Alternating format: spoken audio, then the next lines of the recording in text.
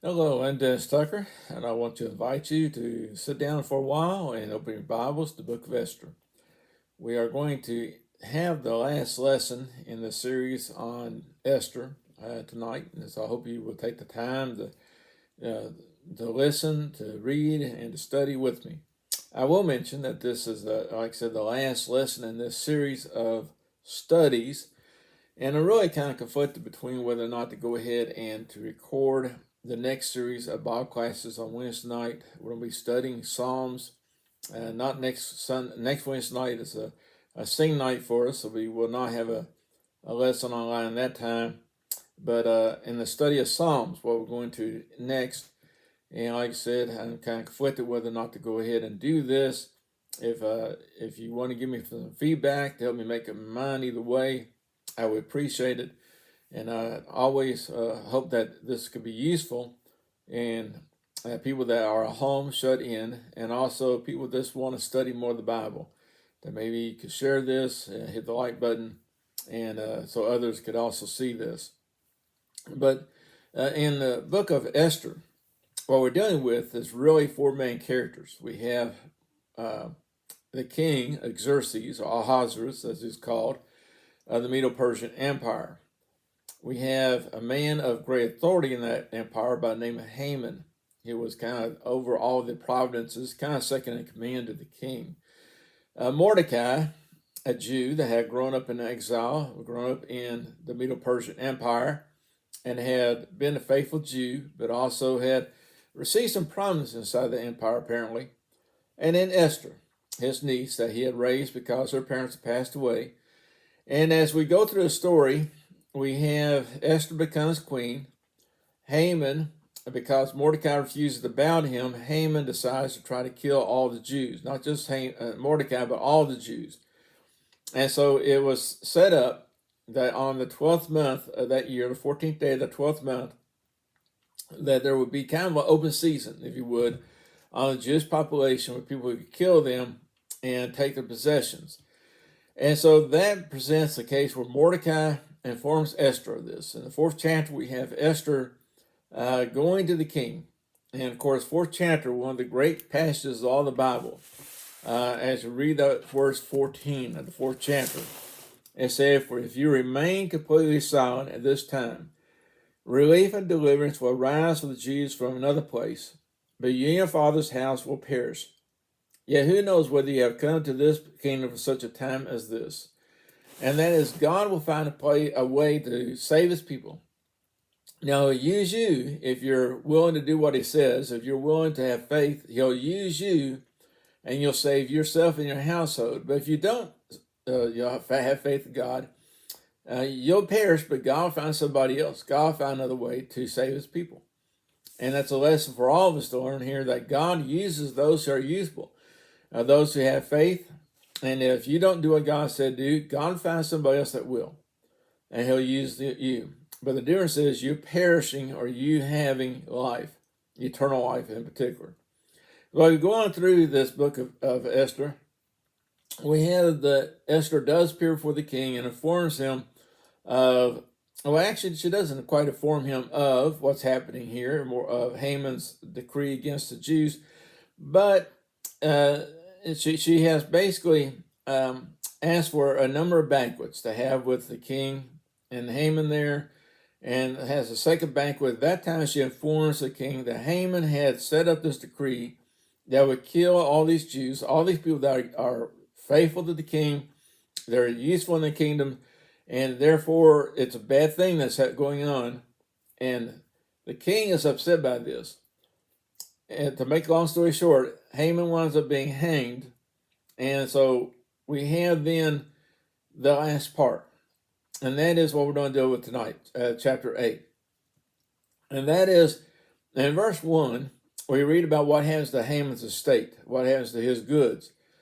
And it says, "On that day, King Ahasuerus gave Queen Esther the house of Haman, the enemy of the Jews, and Mordecai became the king, came before the king, for Esther had told how he was related to her. So now the king knows that she is a Jew.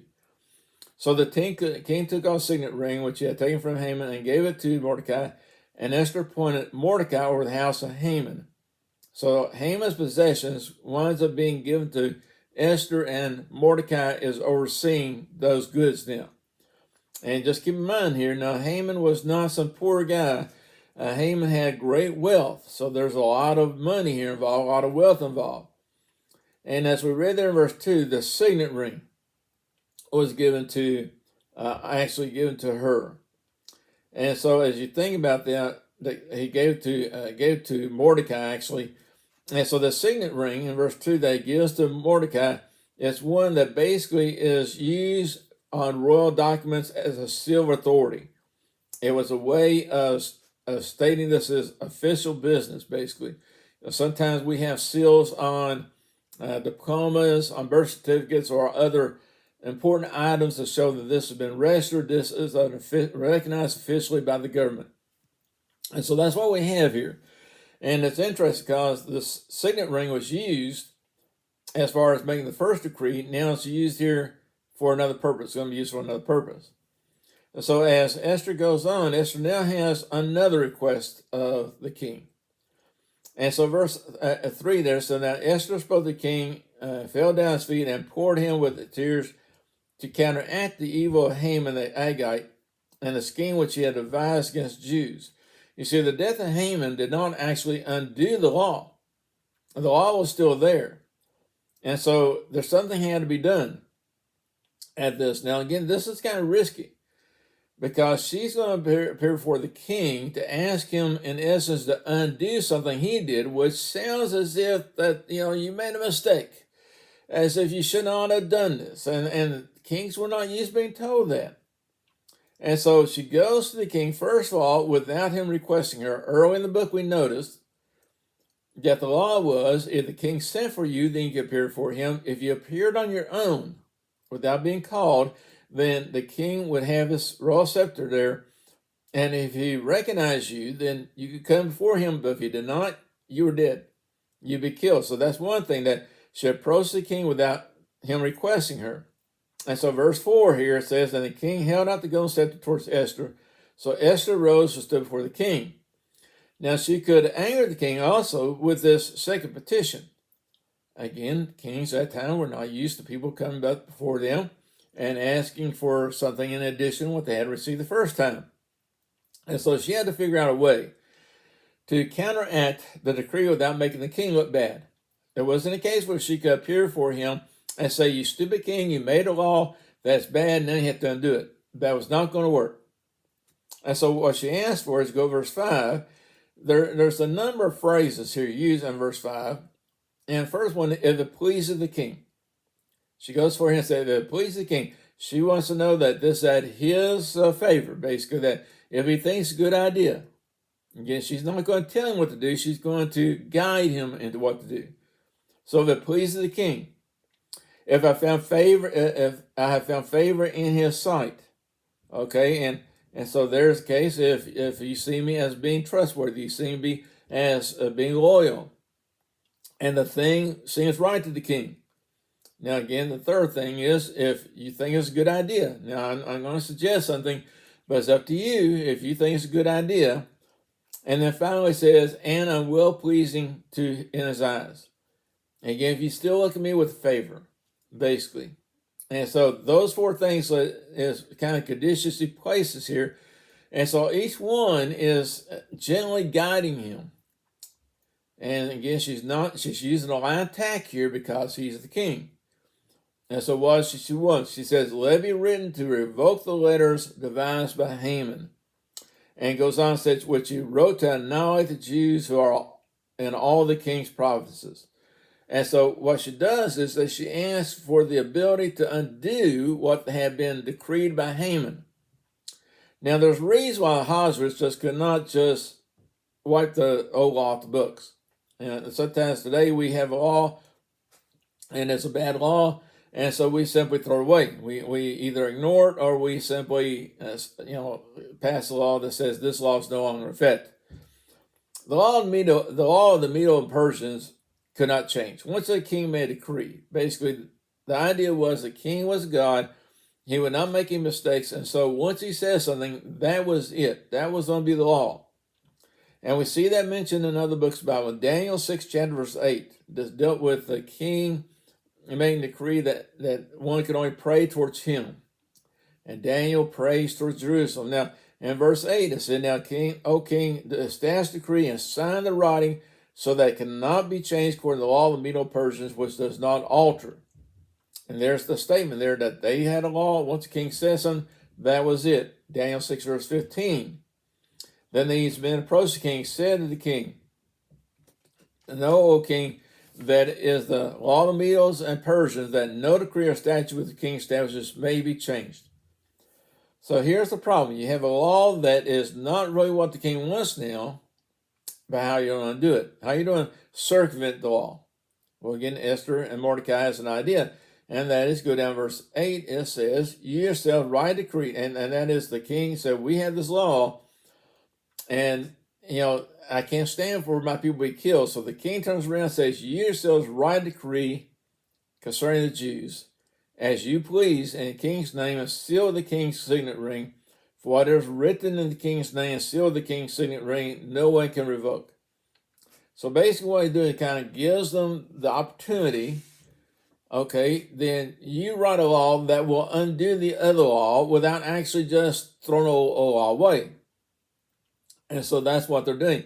Now, as you deal with this, you have to understand that the chronologically here, that Haman comes before the king with his idea of destroying the Jews.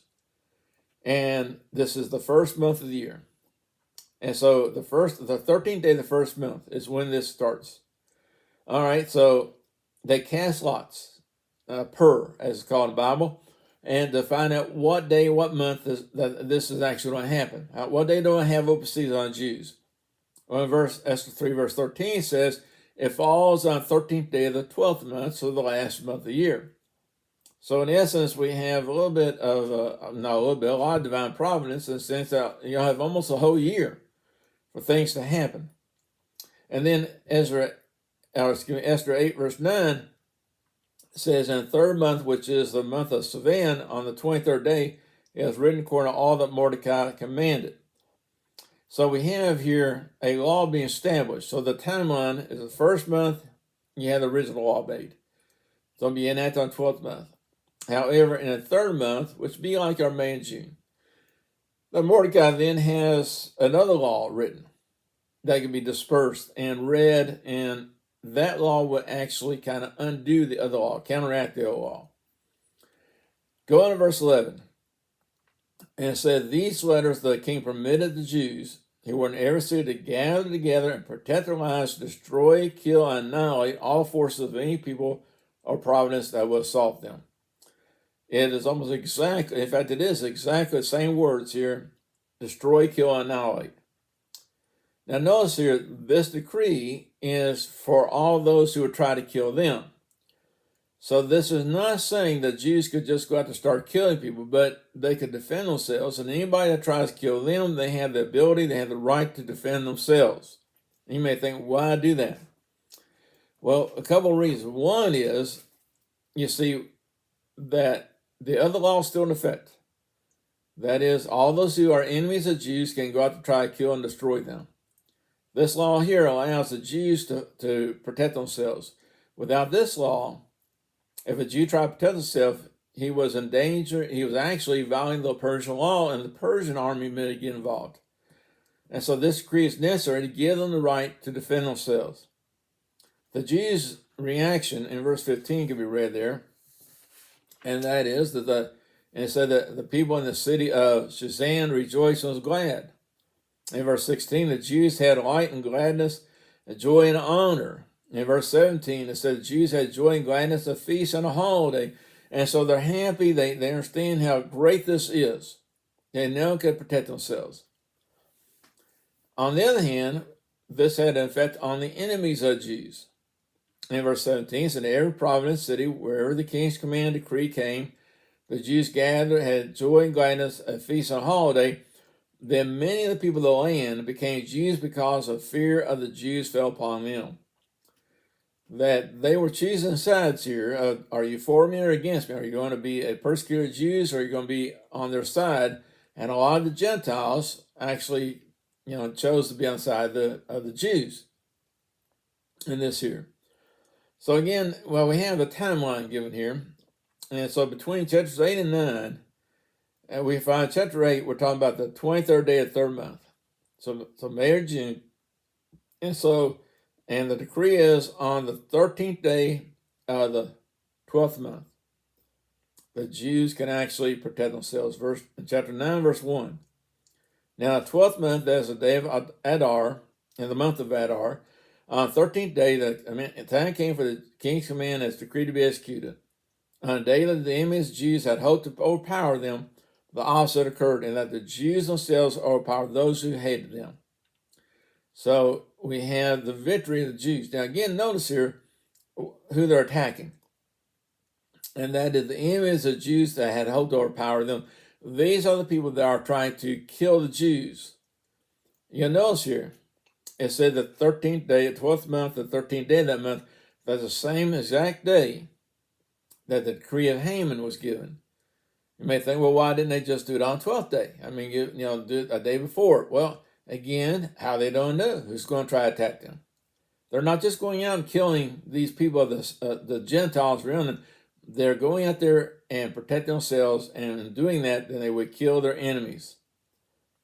At that point, it says in chapter 9, verse 2, the Jews got together in cities throughout all the provinces of King Ahasuerus to lay hand on those who sought their harm. And so we see that they are apparently a very formidable opponent, because last part of the verse says, and no one could withstand them, because fear of them fell among all the people. God is protecting his people. God is taking care of his people. That's what we see all the way through that. And not only that, but also verse 3 points out that they have some assistance. In verse 3 says, and all the officials of the provinces, the satraps, the governors, and all those doing the king's work to help the Jews. Now, how they helped them does not specify. Speculation. Some believe that maybe the officials of each one of these towns would actually lend services, lend men to protect the Jews, use their armies to help the Jews. Others believe that was kind of, at least they're staying out of the fight. Others believe they may have been giving the Jews some equipment. Some of the spears, some of the swords that would be necessary to protect themselves. We're not told. But we do see that they have help from the leaders now of those towns and governorships that they were a part of. And as go on, we see the number of people that die. In chapter 9, verse 6 said the Jews killed and destroyed 500 men. Okay, so that's, I believe that's in some of the capital Shazan, actually, where that number comes from. If you go on down verse 12, we find that more people die because of this. And in fact, there's a petition that Queen Esther makes to the king. In verse 12, and there it said the Jews had killed and destroyed 500 men at Shushan and Citadel, and the 10 sons of Haman. What had they done in the rest of the provinces? Now, what is your petition? It be granted to you. Or what is your further request? It be done. And then Esther said, please, king, let it be granted to Jews who are in Shushan to do again tomorrow, according to today's decree, let Haman the 10 sons be hanged on the gallows. So we find that apparently there's more killing to be done. More enemies that had to be destroyed. The sons of Haman, and again, you may look at that and think, now what do these sons do? Haman, we understand, why he was, put upon a rope. But what the sons do? We keep in mind here, these sons would have lost everything they had. That all of Haman's estate had gone to Queen Esther. And so it may have been a case they would have actually still been opposed to her, may have been more opposed to her than their father Haman had been. And so that's why we find here she makes this request to the people. And also to strike fear in the hearts of the enemies of the Jews. To kind of like, you leave us alone. Listen to all the future enemies. If you dare to try to do this sometime in the future, look, see what happened in times past. And think twice about this.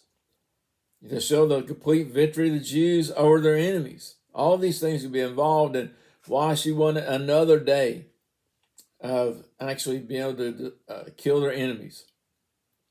And as we go through this, we find that there is And the outcome of this, beside the salvation of the Jews, beside them being saved, is a feast, a festival is set up. And it's called the Festival of Purim. P-U-R, meaning casting lots. And so this feast was set up by this. And we find that there's actually kind of 2 dates given for observing this. And that the Jews in Shushan took 2 days to avenge themselves, and the Jews outside Shushan took only 1 day. And so the manner of observing this feast was different. The Jews in Shushan celebrated on the 15th day, whereas the Jews in the rest of the area celebrated on the 14th day of their salvation, of their being overcoming their enemies. We also have uniformity of the celebration in a sense, and because of that, then what we find in verse 21 is that both days were observed, 14th and 15th days of the month of Adar, the last month of the year. They celebrate the feast of Purim.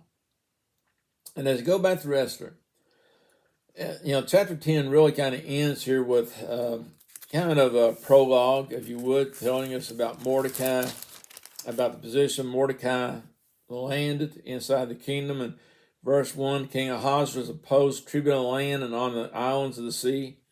Now all the acts of his power and his might and the account of the greatness of Mordecai to which the king advanced him, are they not written in the book of the Chronicles of the kings of Media and Persia? For Mordecai, Jew, was second to King Ahasuerus, was great among the Jews, and well received by the multitude of his brethren, speaking the good of his people and speaking peace to all his countrymen. The last verse there, that's a great epitaph. And we think about that. And so we can go through the book of Esther, a lot of lessons you learn. We can see the divine providence of God. We can see Queen Vesti being dethroned, to start with.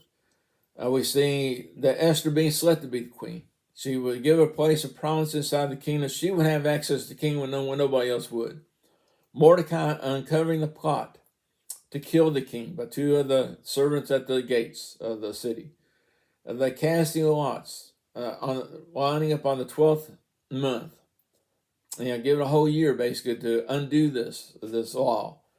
The king agreeing to see Queen Esther and coming to her banquet she has.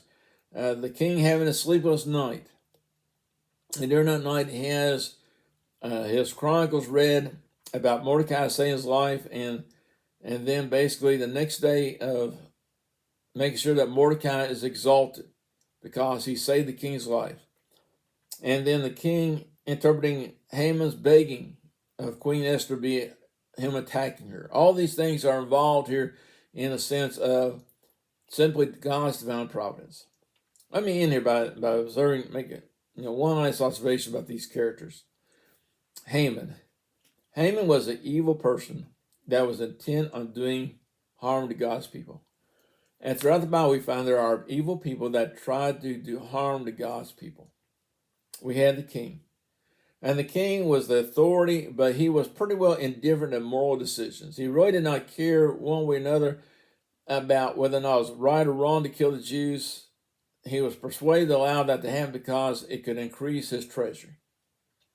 And that there are a lot, sometimes we have to understand that governments can be good or bad. Okay, and a lot of times in the Bible we find bad governments. Mordecai. Mordecai is a solid citizen of the kingdom, saved the king's life, raised the great cousin Esther, and he had the voice of wisdom when it comes to Esther, and tells her she needs to decide which and approach the king and go before him and beg for people's life. And then we have Esther.